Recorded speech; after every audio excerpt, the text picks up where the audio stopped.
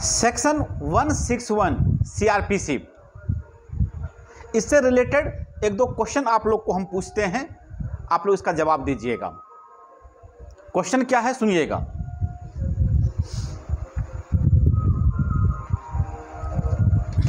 Question सुन लीजिए आप लोग, ठीक है। Can a person being examined bye a police officer investigating a case refuse to answer questions relating to such case put to him by such officer। दोबारा question बोलते हैं, सुन लीजिएगा आप लोग, और इसको हम लोग इसको बता भी देते हैं क्वेश्चन पूछ क्या रहा है। Can a person being examine, 161 में क्या कर रहे हैं, 161 में हम लोग को कह रहा है कि ये एग्जामिनेशन होगा विटनेसेस का, किसके द्वारा, बाय पुलिस के द्वारा। ये सेक्शन 161 है। तो पहले जो क्वेश्चन पूछा गया है एग्जाम में वो हम पूछते हैं कि क्वेश्चन कैसे पूछा गया। तो क्वेश्चन ये पूछा गया है कि can a person being examine, क्या किसी पर्सन को एग्जामिन किया जा सकता है bye police officer investigating a case, यानी कि उस पुलिस ऑफिसर के द्वारा जो केस को इन्वेस्टिगेट कर रहा है, refuse to answer question relating to such case put to him by such officer, यानी कि पुलिस ऑफिसर के द्वारा पुलिस ऑफिसर के द्वारा जब इन्वेस्टिगेट किया जा रहा है और जो क्वेश्चन पूछा जा रहा है किसी पर्सन से, किसी आदमी से उस केस के रिलेटेड, तो क्या वह आदमी उस प्रश्न का उत्तर देने से मना कर सकता है? यही क्वेश्चन है आपका। मान लीजिए कि हम हैं एग्जामिनेशन आईओ हैं, इन्वेस्टिगेटिंग ऑफिसर हैं, हम उस केस की छानबीन कर रहे हैं। हम एज ए विटनेस जो है क्या कर रहे हैं, आपको एक कोई क्वेश्चन पूछ रहे हैं उस केस से रिलेटेड। इन्वेस्टिगेटिंग के दौरान हम जब इन्वेस्टिगेट कर रहे होते हैं मामले को, उसके दौरान हम आपसे क्वेश्चन पूछ रहे हैं, तो क्या आप उस क्वेश्चन का उत्तर देने से मना कर सकते हैं, उस प्रश्न का उत्तर देने से मना कर सकते हैं? यही हमारा क्वेश्चन है। ओके, एक तो इस तरीके से ये क्वेश्चन बन रहा है सेक्शन 161 को लेकर। एक दूसरे तरीके से जो क्वेश्चन पूछा गया है एग्जाम में वह भी देखिए, और क्या पूछा जा रहा है उसमें पूछा जा रहा है, दूसरा क्वेश्चन सुनिएगा आप लोग।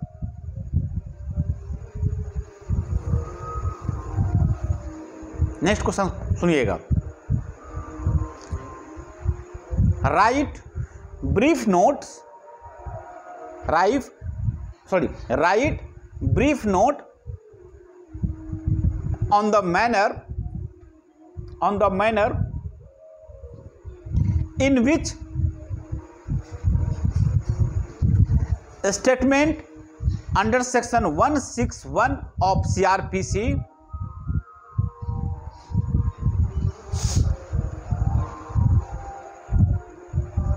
फिर से बोलते हैं, सुन लीजिए। यानी कि आपको शॉर्ट नोट्स लिखना है। किस पे? तो कहता है कि write brief note on the manner, उस तरीके पे, किस तरीके पे, in which statement under section 161 of CRPC, CRPC के सेक्शन 161 में जो स्टेटमेंट रिकॉर्ड होता है उस बात को लेके जो है आपको शॉर्ट नोट्स लिखना है। इसके आगे सुन लीजिए, इस क्वेश्चन को फिर पूरा करते हैं। 161 का क्या कह रहा है, कैन बी यूज, यानी कि जो स्टेटमेंट रिकॉर्ड हुआ है, इसके आगे सुन लीजिए। अब जो स्टेटमेंट रिकॉर्ड हुआ है सेक्शन 161 सीआरपीसी में, क्या उसको यूज किया जा सकता है? Can be use at a criminal trial by the prosecution, the defense and the court यही पूरा का पूरा क्वेश्चन है कि आपको क्या करना है, 161 पे शॉर्ट नोट लिखना है, जो स्टेटमेंट रिकॉर्ड होता है उसके तहत किस तरीके से होता है, और क्या जो 161 में जो स्टेटमेंट रिकॉर्ड करता है किया जाता है उसको क्रिमिनल ट्रायल के दौरान प्रोसिक्यूशन के तरफ से या डिफेंस के तरफ से या कोर्ट क्या कर सकता है, उसको यूज कर सकता है उस स्टेटमेंट को। क्वेश्चन आ गया समझ में सबको?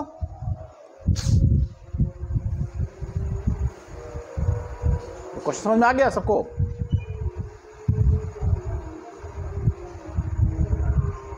ठीक, ये दोनों क्वेश्चन समझ में आ गया क्या पूछ रहा है। अब हम 161 को पढ़ते हैं, सेक्शन 161 को, और देखिए इसमें क्या चीजें कहा जाता है। इसका आप लोग जब आंसर बनाएंगे तो क्या क्या राइट डाउन करेंगे। बाकी आपको क्वेश्चन क्लियर है? सेक्शन 161 आइए।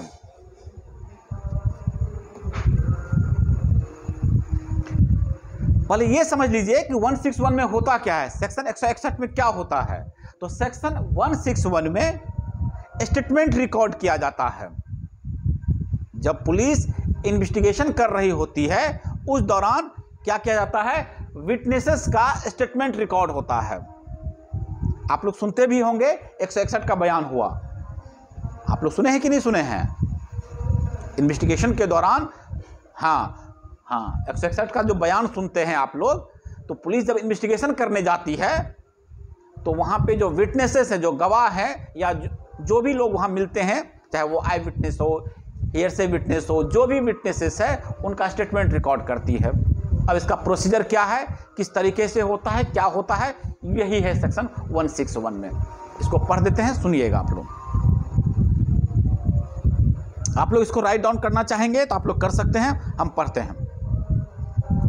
Any police officer making an investigation under this chapter or any police officer not below such rank as the state government may by general or special order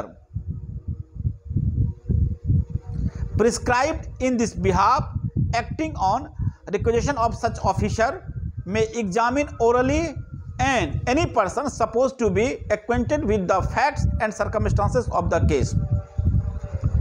second number सुनिएगा। तो यानी कि section 16 आपको ये जो कह रहा है, अब उसका मैनर लिखा हुआ जो भी फर्स्ट क्वेश्चन पूछे थे उसमें क्या है, उसमें यही कह रहा है कि कोई भी police officer, any police officer जब इन्वेस्टिगेशन कर रहा होगा इस चैप्टर के तहत जो हम लोग पढ़ रहे हैं, अभी हम लोग क्या पढ़ रहे हैं, पुलिस के इन्वेस्टिगेशन के पावर को ही पढ़ रहे हैं, ठीक है ना, कि जब वो इन्वेस्टिगेशन कर रहा होगा नोट बिलो सच रैंक, ठीक है ना, जो रैंक प्रिस्क्राइब्ड किया गया है किसके द्वारा, स्टेट गवर्नमेंट के द्वारा। आईओ जो भी होगा, जनरली जो आईओ होता है वही उस रैंक के लोग आईओ ही बनते हैं, ठीक है। Prescribed in this behalf, okay sorry, rank as the state government में बाय जनरल और स्पेशल ऑर्डर, या कोई स्पेशल ऑर्डर से किसी को आईओ बनाए, जो जाइए आप इन्वेस्टिगेशन कीजिए, ठीक है। Prescribe in this behalf acting the requisition of such officer में examine orally any person suppose to be acquainted with this fact and circumstances of the case. तो उसके पास यह अधिकार है कि वह क्या करेगा, एग्जामिन करेगा। किसको, विटनेसेस को, या तो ओरली या राइटिंग में। क्लियर? हाँ या ना? मैं एग्जामिन ओरली, सॉरी राइटिंग में नहीं, सॉरी ये मामूद कुछ और स्टेटमेंट आ गया था हमको। ओरली सेक्शन 161 में उससे अब कैसे एग्जामिन करेगा, उससे प्रश्न पूछेगा, उससे क्वेश्चन पूछेगा सर्कमस्टांसेस के बारे में, जो घटना घटी केस से रिलेटेड सर्कमस्टांसेस के बारे में क्या करेगा, उसको ओरली क्या कर सकता है, एग्जामिन कर सकता है। ये सेक्शन 161 कह रहा है। 161 सब सेक्शन 1। क्लियर? बोलिएगा। सुभाष जी, रूपम, सुमन घोष, सुदीप, अतुल, क्लियर है?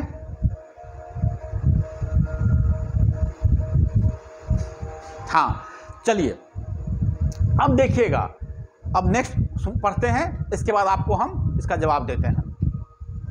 Next subsection 2, such person shall be bound. अब ध्यान से समझिएगा आप लोग, जो प्रश्न दो उत्तर जो प्रश्न पूछे अभी आपसे, उसके उत्तर का जवाब आप लोग को मिल जाएगा इसमें, इसके जो लैंग्वेज में उसमें मिल जाएगा आप लोगों को। क्या है? Such person shall be bound, वह आदमी जिससे प्रश्न पूछा जा रहा है, to answer truly all questions relating to such case put to him by such officer.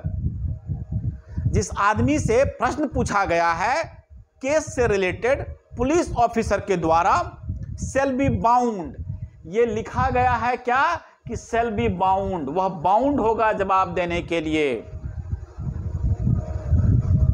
Such person shall be bound to answer truly all questions, और सही सही जवाब देने के लिए।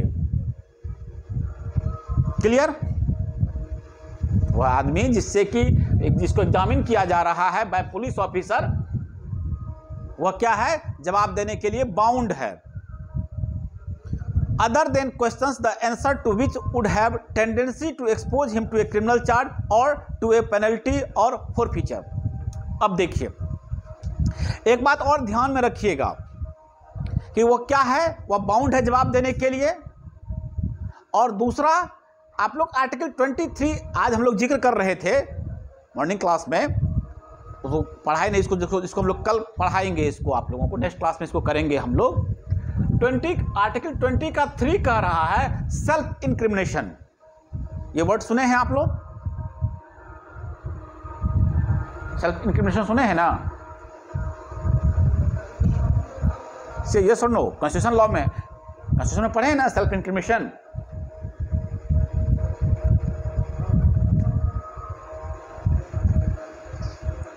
हाँ, सेल्फ इंक्रिमिनेशन नहीं सुने हैं आप लोग ना?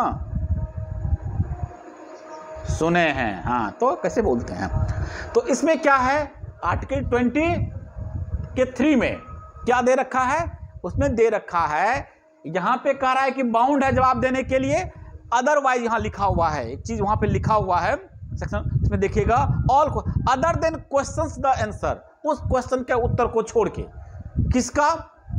तो अब ध्यान समझिएगा, आर्टिकल 23 में ये आपके फंडामेंटल राइट के अंदर है, जिसमें क्या है कि आप ऐसा कोई बयान नहीं देंगे, आपसे उस तरह का कोई क्वेश्चन अगर पूछा भी गया है तो आप जवाब देने के लिए बाध्य नहीं हैं, जो कि आपको क्या करता हो? सेल्फ इंक्रिमिनेट करता हो, यानी कि आप पे दोष सिद्ध करता हो। आप ऐसा कोई जवाब देने के लिए बाध्य नहीं हैं। समझे बात को? अगर आपसे यह पूछा जा रहा है कि क्या आपने खून किया है, तो आप कोई ऐसा स्टेटमेंट देने के लिए बाध्य नहीं है जिससे यह साबित होता हो कि आपने खून किया है। समझ रहे हैं?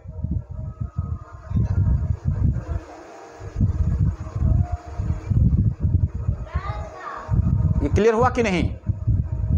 हाँ, इसको छोड़ के, इस वाले सेगमेंट को छोड़ के, 20 के 3 वाले सेगमेंट को छोड़ के, जहां ये कवर नहीं हो रहा होगा, वहां पे आप बाध्य हैं, शैल बी बाउंड। पुलिस के द्वारा जो इन्वेस्टिगेशन हो रहा है, उसके दौरान जो आपसे क्वेश्चन पूछा जा रहा है इन्वेस्टिगेशन के दौरान, आप प्रश्न का सही जवाब देने के लिए बाध्य हैं। ठीक है? Such person is bound to answer all questions relating to such case put to him by such officer। बाकी जो अपवाद जो बता दिए वहां आपको छूट है। इसके बाद इसमें क्या कहा जा रहा है, ध्यान समझिएगा। इसके बाद इसमें कह रहा है इन्वेस्टिगेटिंग ऑफिसर जो होगा, यानी जो आईओ होंगे, में रिड्यूस इनटू राइटिंग। आप जो स्टेटमेंट दिए हैं, आपसे जो क्वेश्चन पूछा गया है, आप जो उसका जवाब दिए हैं, आप जो स्टेटमेंट दिए हैं, उसको क्या करेगा? राइट डाउन करेगा। Any reducing into writing any statement made to him in the course of such examination, and if he does so he shall make a separate and true record of such statement. तो क्या करेगा, आपसे जो प्रश्न पूछा है उसको क्या करेगा, वह राइट डाउन करेगा, या उसके लिए अलग से प्रश्न उत्तर के फॉर्म में वह बनाकर जो है उसको लिखेगा। क्लियर? अगर वो क्वेश्चन आंसर के फॉर्म में आपसे एग्जामिन किया है तो उसी तरह के फॉर्मेट में सेपरेट तरह से वो क्या कर सकता है, उसको राइट डाउन कर सकता है। क्लियर? सिंपल। अच्छा, अब इसका क्या ऑब्जेक्ट है, ये जो हम लोग पढ़े सेक्शन 161 का, इसका क्या उद्देश्य है, क्यों ऐसा किया जा रहा है, क्या इसका जरूरत है? आप लोग गेस करें जरा, क्या उद्देश्य है इसका?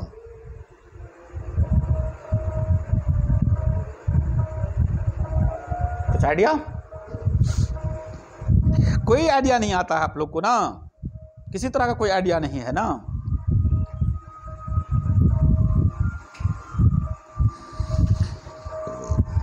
कैसे जज बनिएगा बताइए, सोचिए जरा, किसी सेक्शन का क्या ऑब्जेक्ट हो सकता है? क्या निशा?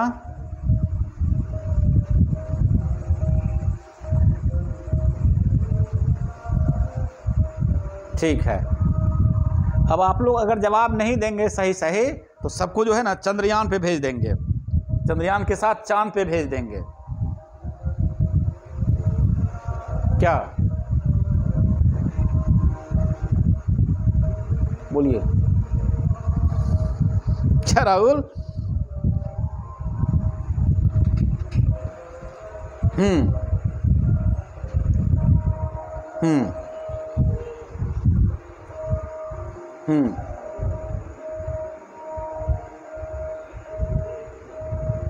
हम्म हाँ ठीक है, वेरी गुड, बहुत अच्छा। यही तो बोले कि आप लोग को आता है, आप लोग जो है ना उसको वो नहीं कर पाते हैं। सिंपल सा चीज, अभी जस्ट क्वेश्चन जो पूछे हैं देखिएगा, इसका जवाब आपको मिल जाएगा, अभी जवाब देंगे भी आप लोगों को। तो ये जो क्वेश्चन पूछा गया जुडिशरी में, ऐसा कोई टफ क्वेश्चन नहीं पूछता है जो आप लोग को पता नहीं होगा, ठीक है ना? अब क्या है, सिंपल सा चीज एक सोचो जरा कि अगर किसी भी अभी जो है एग्जाम विटनेस को क्या किया, एग्जामिन किया पुलिस, ठीक है ना, स्टेटमेंट को रिकॉर्ड किया, कल को इन ट्रायल जब होगा, जब ट्रायल में वह आदमी पलटेगा अपने बात से, तो जब कोई कंट्राडिक्शन होगा तो उसको कोरबोरेट करने में आसानी हो जाएगी, उसको क्रॉस करने में आसानी हो जाएगी।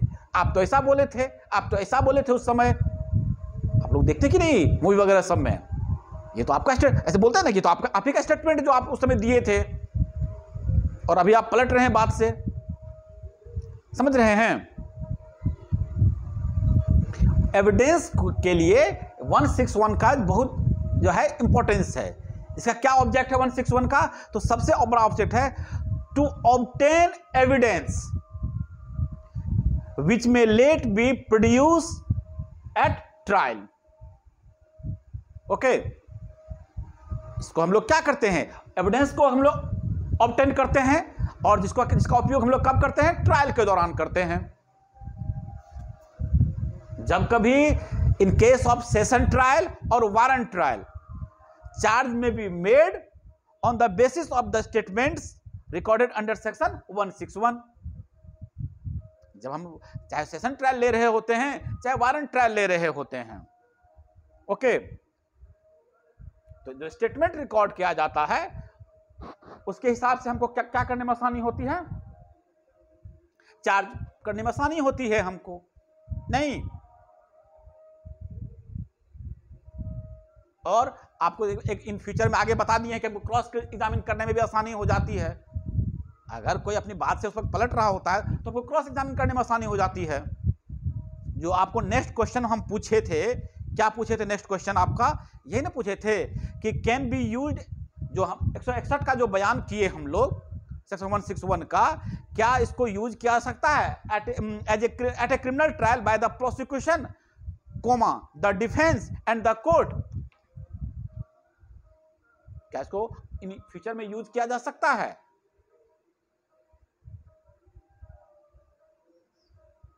तो अब ये जो हम अभी पढ़ रहे थे, ठीक है ना, अब इसका जवाब सुन लीजिए, इसको आप लोग पहले 161 का। नहीं, इसका जवाब आपको 162 में भी मिलेगा। एक मिनट रुक जाइए। स्टेटमेंट टू पुलिस नोट भी साइन, अच्छा यूज ऑफ स्टेटमेंट है। हाँ, अब सुनिएगा इसका जवाब। आप लोग इसका जो आंसर लिखेंगे, आप लोग राइट डाउन करना चाहें तो आप लोग कर लीजिए। हम थोड़ा सा इसको लिखा देते हैं आपको। सेक्शन 161 जो आपको कह रहा है, ये एग्जामिनेशन ऑफ द विटनेस के बारे में बात कर रहा है। Section 161 of the code deals with the examination of witness, the examination of witnesses by the police during investigation and the record of statement made therein. Section 161. The use to which it may be put in criminal trial is provided under section 162. इसलिए इसका भी जवाब हम नहीं दे रहे थे क्योंकि आपको 162 भी पढ़ना पड़ेगा इसके लिए, तो हम सोचे एक साथ इसका जवाब दे देंगे। पहले 162 में देखेंगे क्या है, ठीक है, तब इस प्रश्न का उत्तर देंगे। पहले 161 समझ में आ गया। 161 में क्या हो रहा है, 161 क्लियर है? हाँ हाँ। अब देखिए इसमें, अब इसमें कुछ काम की चीजें आपको, हाँ, अब दो तीन चीजें पॉइंट आउट कर लीजिएगा 161 में आप लोग। अगर कोई पर्सन, जिसमें लिखे हैं सेल बी बाउंड लिखे हैं ना हम लोग इसमें, if any person being legally bound to answer all questions truly refuses to answer, अगर वह जवाब देने से रिफ्यूज कर रहा है। अभी एक क्वेश्चन आप लोग से सबसे पहले जो क्लास शुरू किए उस वक्त यही क्वेश्चन पूछे थे कि क्या आंसर का जवाब देने से रिफ्यूज कर सकता है। तो इसमें है कि अगर कोई पर्सन जो कि लीगली बाउंड है किसी प्रश्न का उत्तर देने के लिए, अगर वह रिफ्यूज करता है प्रश्न का उत्तर देने से, shall be liable to be punish under section 179 of IPC. जो भी पर्सन लीगली बाउंड है, यहां पे स्टेटमेंट जो पुलिस एग्जामिनेशन कर रहा है, जो क्वेश्चन पूछ रहा है, उसके जवाब को देने से मना कर रहा है, तो वह पर्सन जो होगा आईपीसी के सेक्शन 179 में क्या होगा, पनिशेबल होगा। क्लियर? बोलिएगा।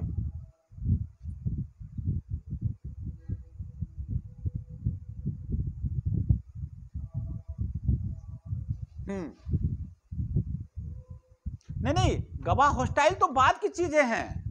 ये एग्जामिनेशन, ये पुलिस है, हम पुलिस के इन्वेस्टिगेशन की बात कर रहे हैं, एग्जामिनेशन की बात कर रहे हैं।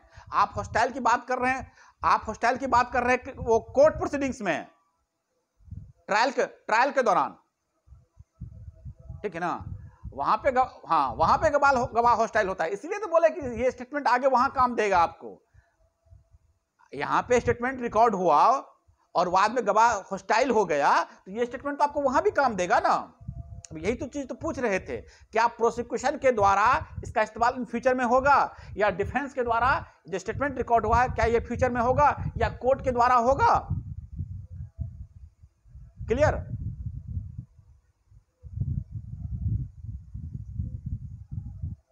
है, पुलिस का ही सेक्शन है ये पुलिस जो स्टेटमेंट रिकॉर्ड कर रहा है। हाँ, पुलिस का जो स्टेटमेंट रिकॉर्ड होता है, 161 का बयान तो वहीं होता है ना, 161 का बयान तो वहीं पे होता है। हाँ हाँ हाँ, वही तो बोल रहे पुलिस में। चलिए, इस प्रश्न का उत्तर मिल गया कि अगर कोई आदमी रिफ्यूज कर रहा है जवाब देने से तो क्या होगा, 179 में वो पनिशेबल है। एक और आप लोग इसमें सुन लीजिए, एक सेक्शन बड़ा अच्छा सेक्शन है इसमें। अगर कोई आदमी जो कि लीगली बाउंड है जवाब देने के लिए, if such person gives an answer which is false, अब वो गलत उत्तर दे रहा है, पुलिस को बरगलाने की कोशिश कर रहा है, झूठा उत्तर दे रहा है, और वह जानता है कि हम झूठ बोल रहे हैं, and which he whether knows to be false, या उसको यकीन है कि यह जो है क्या है, फॉल्स है, and believe to be false, या जानता है कि ये जो हम जवाब दे रहे हैं वो सच नहीं है, और does not believe to be true. इन तीनों परिस्थिति में या तो झूठ बोल रहा है, या वह जानता है कि यह सच नहीं है, या उसको यह यकीन है कि यह झूठ है। इन सब परिस्थितियों में क्या होगा, वह पनिशेबल होगा। कौन सेक्शन? 193, section 193 of IPC. ये सेक्शन याद रखिएगा आप लोग। Then he is liable to be punished under section 193 of IPC. Clear? हम बता रहे हैं, हम बता रहे हैं, डायरेक्ट में नहीं लिखा हुआ, हम बता रहे हैं आपको। ठीक है, आप लोग अपना आईपीसी का बैलेट चेक कर सकते हैं। अगर आप लोग के पास आईपीसी का बैलेट है तो चेक कर सकते हैं।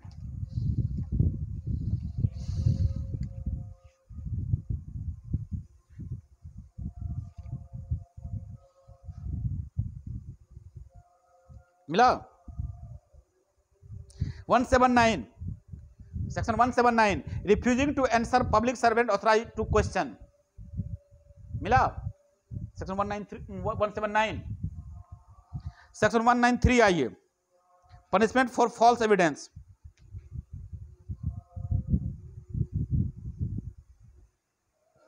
ये याद रखिएगा, नहीं लिखा हुआ इसलिए आप लोग को राइट डाउन करवा दिए। क्लियर राहुल?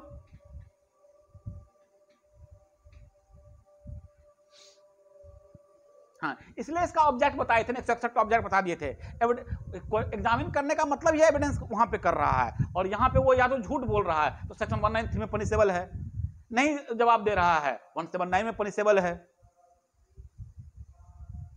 ठीक है, तो यही इस प्रश्न का उत्तर है जो आप लोग से पहला क्वेश्चन पूछे थे कि can a person being examine by a police officer investigating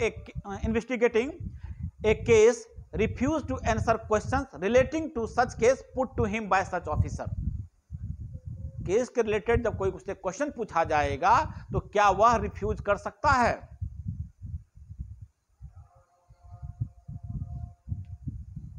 clear? इसका जवाब आपको सेक्शन 161 में सब सेक्शन 2 में दे रखा है, और जो अभी बताए हैं आपको 179 का पनिशमेंट वो भी देख लीजिएगा। 171 का भी पनिशमेंट होगा। सेक्शन 177 आईपीसी का देखिएगा तो इसमें भी एक पनिशमेंट होगा। 177 का भी पनिशमेंट है इसमें। 177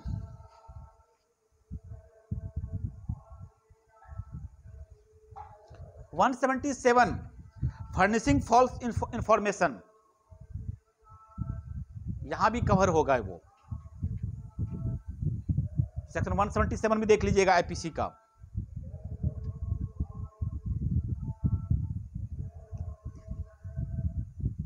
ओके, 177 भी याद रखिएगा आप लोग। क्लियर? अगर फॉल्स स्टेटमेंट फर्निश कर रहे हैं तो 177 में भी पनिशेबल है। ठीक है, क्लियर? चलिए, ये आपका 161 जो है बहुत इंपॉर्टेंट है।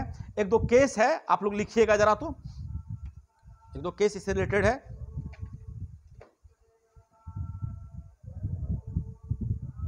Nandini Satpathy,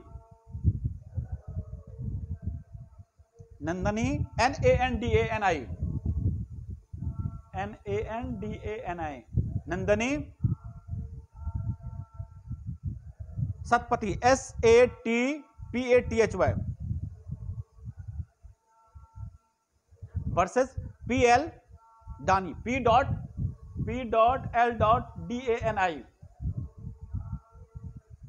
PL Dani.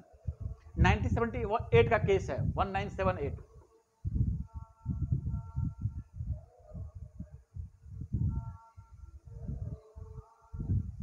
Versus P.L. Dani, DANI।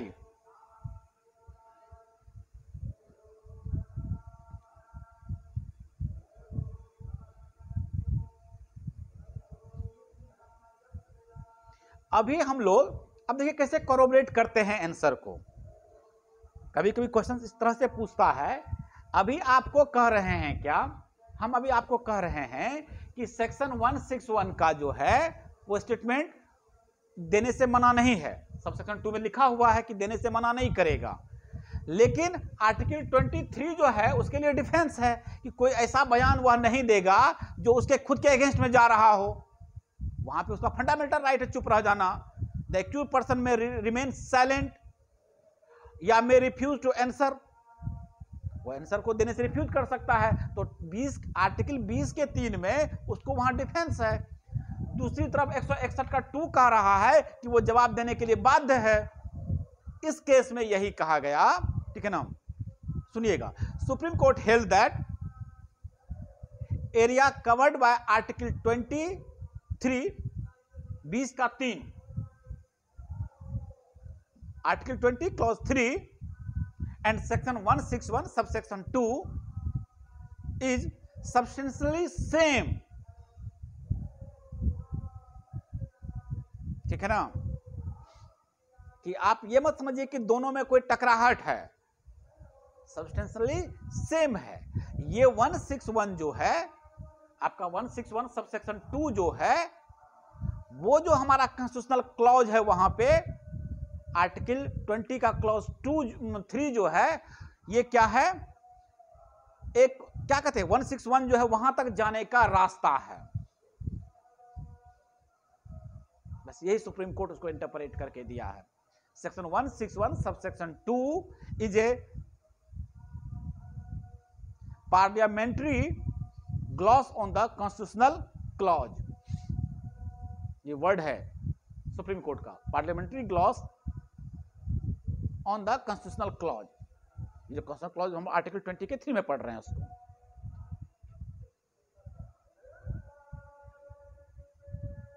बहुत अच्छा लीडिंग केस है, इस केस को आप लोग भूलिएगा नहीं, इस केस को आप लोग मत भूलिएगा, बहुत अच्छा केस है यह।